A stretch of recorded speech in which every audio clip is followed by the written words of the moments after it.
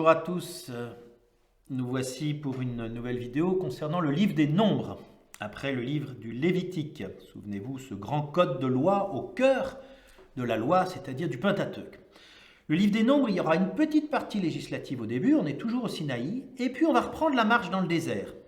Donc vous voyez, il y aura comme une grande parenthèse au cœur du Pentateuque où toutes les lois sont données, comme s'il fallait commencer par s'asseoir pour écouter, recevoir tous les commandements, toutes les lois de Dieu, s'organiser pour continuer la marche.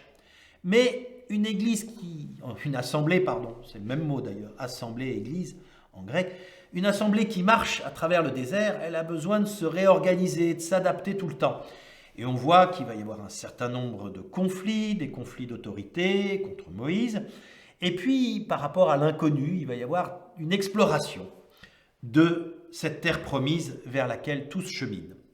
Il y a trois grandes parties. La première partie, c'est les chapitres 1 à 10, où on se retrouve encore au Sinaï, avec un recensement de la communauté. C'est important le recensement, vous savez, c'est comme quand on fait l'appel dans une classe. Ça veut dire qu'on veut vraiment être sûr que tout le monde est là. Et avant de partir, souvent, dans les étapes, le désert, il y a ce recensement. Ça peut nous paraître un petit peu fastidieux, mais ça montre que pour Dieu, tout le monde compte. Qu'on ne partira pas d'une étape à une autre s'il en manque un. Si tout le monde n'est pas là, la communauté, elle ne peut pas avancer. On voit comment cette sollicitude, et on voit comment Jésus, dans sa prière sacerdotale, Jean chapitre 17, priera son Père pour maintenir le peuple dans l'unité. Et cette unité, on la retrouve aussi à l'œuvre. Elle est la condition de toute progression à travers le désert. Donc le recensement, la manière dont les camps sont disposés, voilà, il y a une organisation, les fonctions et les responsabilités de chacun, des lévites, des prêtres. On voit qu'il y a une vraie hiérarchie, mais c'est une hiérarchie de service. Le plus haut, finalement, ordre de sainteté, c'est la communauté tout entière. C'est le peuple tout entier. Et au service de l'organisation du peuple, les lévites et les prêtres. Donc on voit qu'ils sont vraiment au service de l'organisation et notamment de tout ce qui va concerner l'aspect cultuel. On va retrouver dans cette organisation de la communauté deux objectifs. D'abord, pouvoir rejoindre Canaan. À partir du chapitre 10, on se met en ordre de marche pour refaire son sac, pour recontinuer le désert.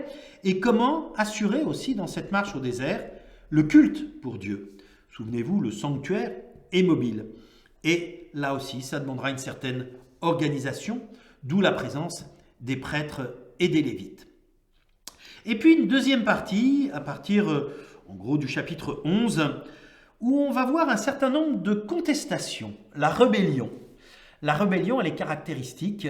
Le peuple râle parce qu'il a peur, parce que ça se passe mal, parce qu'il ne reconnaît pas l'autorité.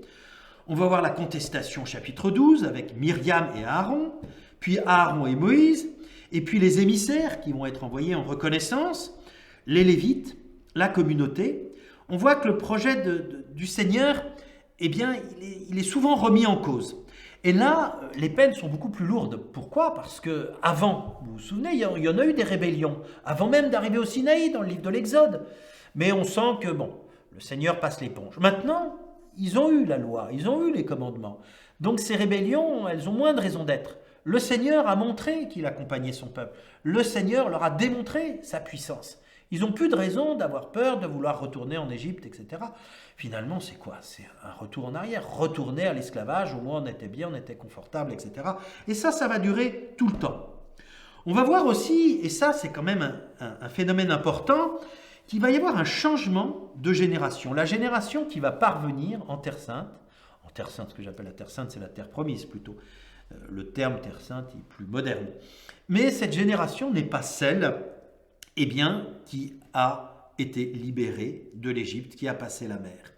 Une nouvelle génération. Et ça veut dire aussi qu'une génération, c'est 40 ans. C'est les 40 ans passés au désert. Ça veut dire qu'une nouvelle génération, il faut redire tout ce qui a été dit. On a parfois l'impression que dans la Bible, il y a des redites.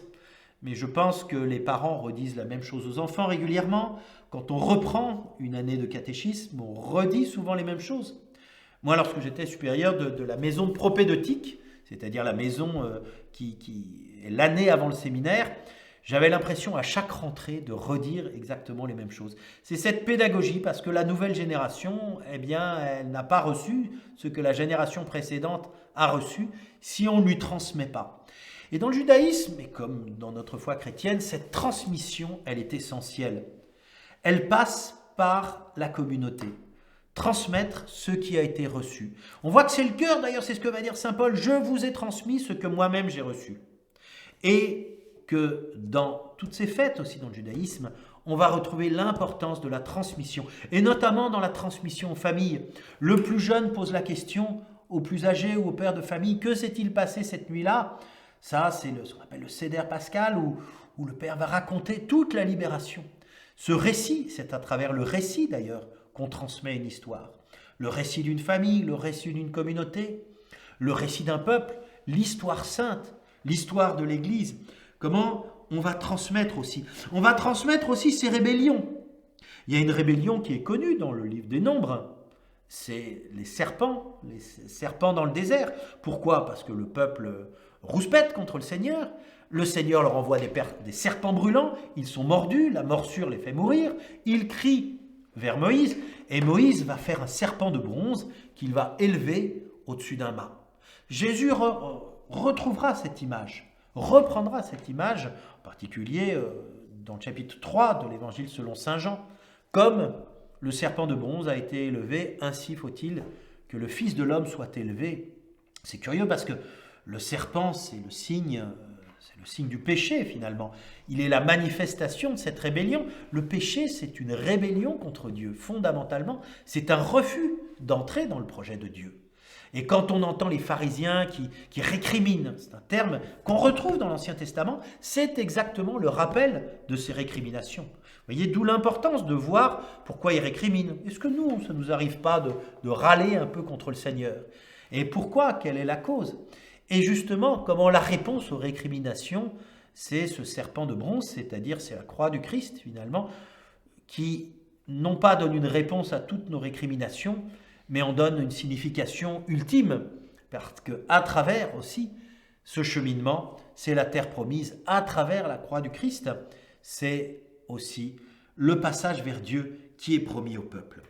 Donc voilà cette marche dans le désert, cette importance de Moïse et d'Aaron, qui seront vraiment les intermédiaires.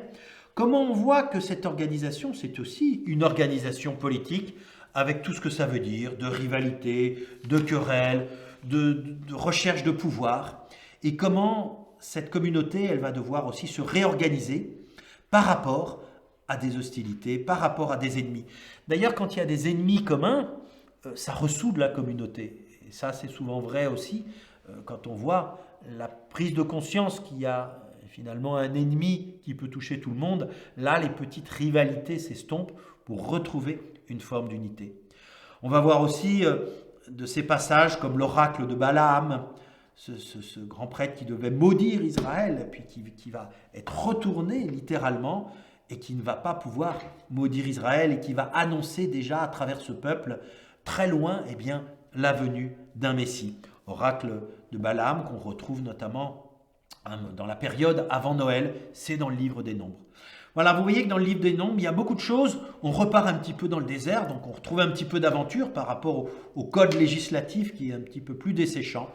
Et après, un livre tout à fait à part, qui fait partie du Pentateuque, mais ça nous le verrons plus tard, le livre du Deutéronome, qui se passe avant d'entrer dans la terre promise. Nous retrouvons un moment statique, mais c'est un moment de relecture de tout ce qui s'est passé. Là aussi, la relecture, ça fait partie. Il y a l'enseignement, il y a la vie à travers la marche du désert, et puis il y a la manière aussi dont on va considérer tout ce qui s'est passé et comment Dieu a agi à travers tout cela. C'est peut-être pas mal, nous aussi, de reprendre le temps de méditer sur ces livres, sur ce qui nous a marqué, ce qui nous a énervé, ce qu'on n'a pas compris.